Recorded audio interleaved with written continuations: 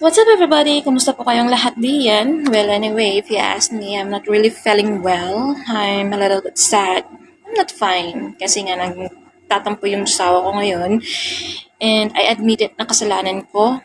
It's my fault. It's my mistake. But anyways, this is my first vlog entitled Introducing Myself. Of course, kailangan ko munang magpapakilala sa inyo yung mga basic information tungkol sa sarili ko.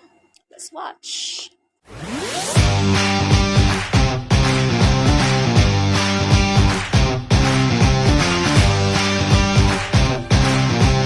My name is Darijin Tormis, and I am 33 years old. 34 this coming May 29. Ready na po ako tumanggap ng mga gifts from now on. And may tatlo po akong anak. Isang babae, dalawang lalaki. And I'm from Maragusan, Davao de Oro. From Davao City, Maragusan, Davao de Oro to be exact.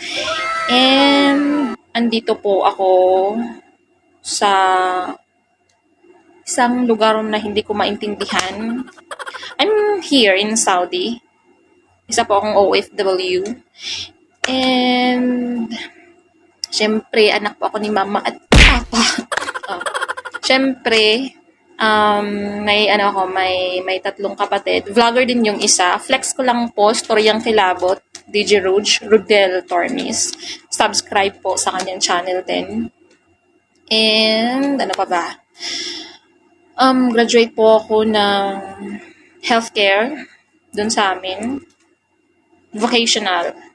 And graduate din po ako ng education. And nag-aral din po ako dito.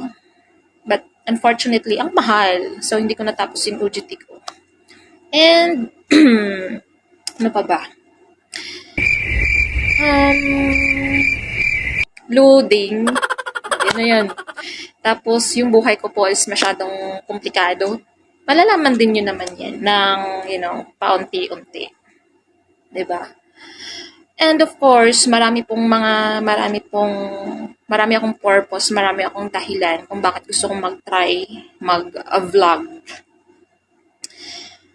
Isa na dun yung anxiety and depression. 'Di ba? Para ma-divert yung pag-overthink mo minsan sa mga bagay-bagay.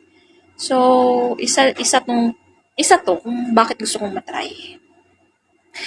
And of course, gusto ko ring patunayan sa isang tao na, na meron akong word of honor na, alam mo yun, basta, malalaman din naman yan.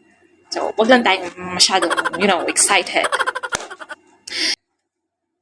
At sana po supportahan niyo po yung mga future videos ko. And of course, don't forget to subscribe my YouTube channel, Darren's Vlog.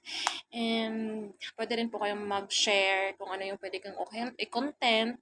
Pwede kayong mag-comment, pwede kayong magtanong, basta kaya lang sagutin yung mga tanong nyo, why not? Pwede rin tayong makatulong through this, why not? Diba, sa ibang tao. And of course, I think that's it. So, thank you guys. That's all for today. Bye-bye.